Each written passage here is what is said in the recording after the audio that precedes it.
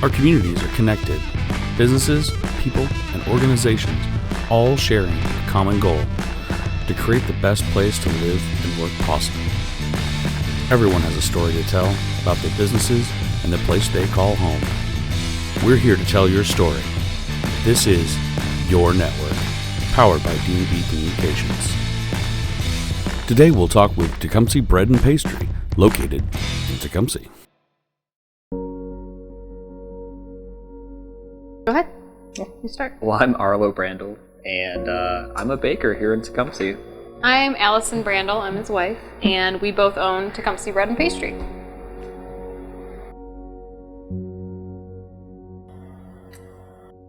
A lot of hard work, some determination, passion, and 11 years of working for other people. Yeah, I mean, that's kind of the short story. The longer story is we met at a bakery in my hometown up in Traverse City, and Tim and I are both very passionate about baking, and after we got married and moved down here to Tecumseh, we wanted to open our own bakery. So we did. Here we are.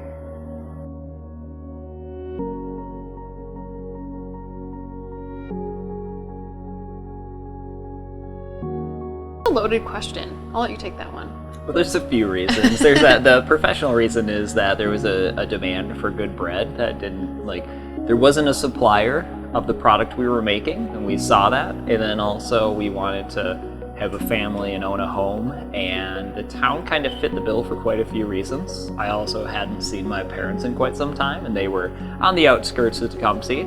And so moving back here, opening up a bakery, having a family, kind of all played parts in it. I mean, I'm simplifying that. It's obviously a lot deeper, but yeah.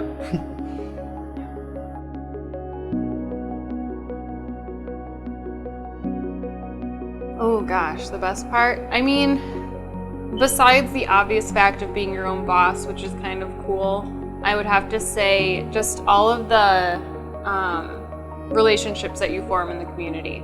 So we have so many customers here that they know us by name, we know them by name. Like, for example, when I had my daughter a little over a year ago, every day that I came into the bakery after she was born, there was mounds of gifts from customers. And that's just such a cool connection to have. And to just be more than the bakers, but to be friends. It's really cool. Yeah.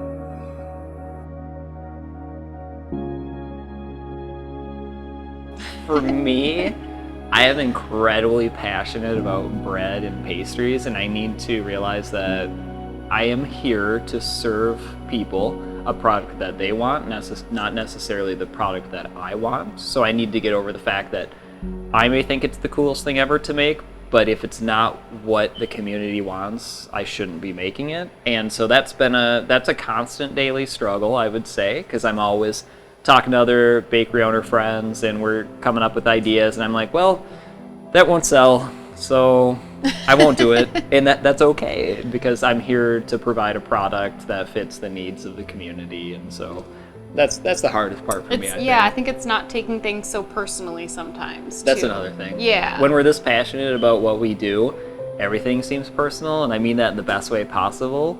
But it's realizing that it's a product and it's quality, and we're just trying to give the best at all times, and customers receive that pretty well. But yeah.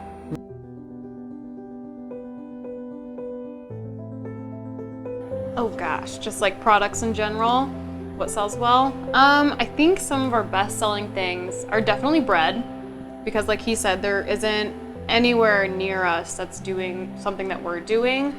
One of the best-selling breads is probably cheddar sourdough. I mean, who doesn't like cheese and bread? Cheese and bread. Right? But definitely the sourdough breads. All of them do really well, I think, because sourdough bread isn't something you find very easily. and those go over really well, but The croissants. definitely the croissants, I was going to croissants say. for sure. There's we go through a lot of butter every week to make croissants, and finding a handmade from scratch croissant is kind of an oddity nowadays, and so it keeps me busy 12 hours a day, so which is a good thing. It is. It's a long process. It takes him from start to finish croissants, what is it, like 36 hours? Yeah. Yeah. So it's a long process to make the croissants that our community gets to enjoy.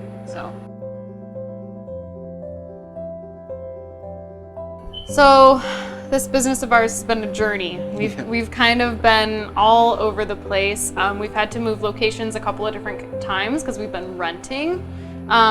We used to provide service at the farmers market, but the farmers market's literally right down the road from us. So we decided to just keep it simple with one location, so we didn't have to try and staff multiple spots. So right now we're just here at this spot. Yeah. Yeah. I mean, Tecumseh Bread Pastry worldwide. I mean, I it's know. oh, okay, all right. We're keeping it small. Okay. We like it small.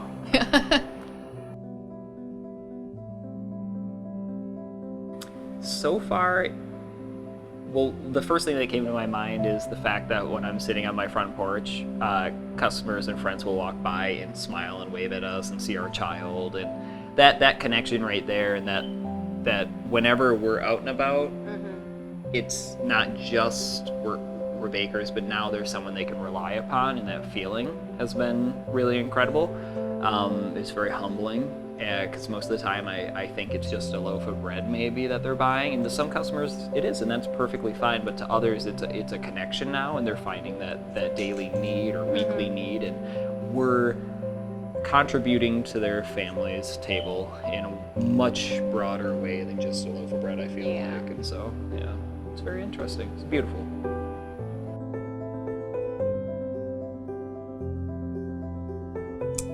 Other businesses, honestly. So when we originally started in 2016, we had just moved here, and this bakery was still kind of a dream. And we went into Tecumseh Brewing Company for some beer and some lunch, and got to talking with the owner. And we were like, hey, do you guys need like good bread on your menu? And he was like, yeah, we actually do need really good bread still. And so we're like, well, we love making bread. What if we brought you? Yeah, we're like, we know a guy. What if we brought you some samples and you guys can talk about it? And things just kind of snowballed from there.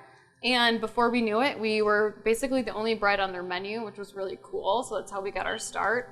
And then another company in town, they're called Free Dudes and Dinner. They mostly do catering. Yeah, they mostly do catering, but they do some dinner service as well. They have a very big catering kitchen, and they let us use that when we first got started to have a production space.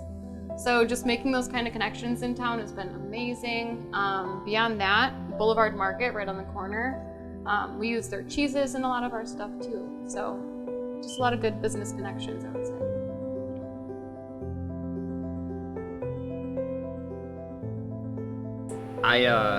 If I'm not baking bread, I'm talking about bread, and if I'm not talking about bread, I'm thinking about bread. And so I am constantly on my phone or online and reaching out to other bakery owners and just all across the country and having that instant connection. And that comes obviously from internet or just my cell service, to be able to reach out and be like, I'm having a problem right now, or have you ever encountered this, or what are you doing right now? And just reaching out and getting now like a global perspective on the baking industry. I would never have that if it wasn't that instant connection, and I'm very grateful for that. And it's Alisyn has seen I'm constantly thinking about bread, and I'm constantly texting someone somewhere in the world about some product, and I'm very thankful I have that. You have a million grasp, bakers at your fingertips at all times. I'm so very that's pretty thankful, cool. and that's what it comes down to. That's been the biggest help ever. So you can't do this alone, and it's a community of bakers helping it. So Yeah.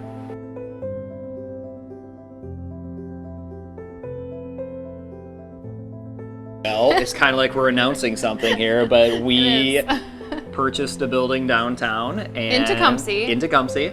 And we purchased an oven from Italy, and A much bigger oven.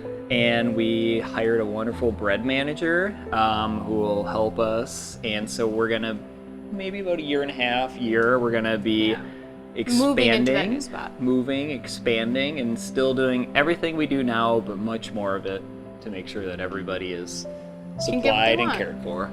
So, Yep, yeah. so that's going to be the next big step for us. Right now, things are kind of remaining, but we'll make that move hopefully in 2022 and maybe a little before then, maybe before then. but that'll I'm be exciting. optimistic. Yeah.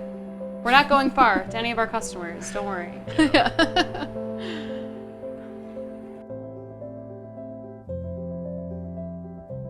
You know, I hold her and I run the mixer at home. I like to bake on my days off. As funny as that is, I stand by, I have a wood-fired oven, or I'm like at the KitchenAid, and I do hold her and I bake, but I'm loves telling watching the myself mixer. right now that it's okay if she doesn't want to bake, but it might break Dad's heart a little bit. But if she watches this when she's older and becomes a doctor or something, that's fine too.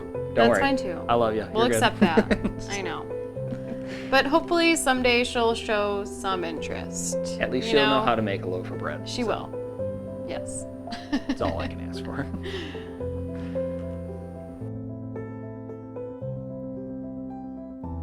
You know, that's interesting. We work closely with the Bread Bakers Guild of America, and I'm always talking to other bakery owners, and then a lot of it does come through just kind of, well, like conception of my surroundings and what I'm working with. When we worked with a farm, they would just drop off produce, and I'm like, I got to come up with something. And so I start thinking like that. Or I'm just kind of captivated and curious about certain flavors, and so I will kind of implement. And like today we did a poached red wine and blue cheese, and it's like, well, red wine and blue cheese go together, so why wouldn't it go together on a delicious buttery croissant? And so the recipes are just kind of, I mean, there's no secrets. Yeah. That's what I was going to say is like, there isn't like a secret recipe. People have access to recipes everywhere. I think it has more to do with who is producing the recipe, who's making the product. That's going to make the biggest difference. So there's no secret. It's just over time you realize that a recipe is just science. It's just numbers, it's calculations. And when you're good at that kind of stuff, manipulating things. I think, Yep, yeah. it's easy to just turn it into whatever you want. So, no secret.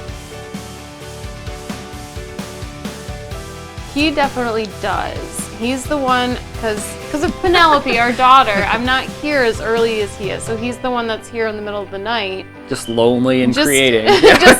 just creating new wonderful flavors that I get to sell when I arrive. So, you know, it just is what it is. But it's fun. He does get to put his own personal twist on it, and I think he loves it. So.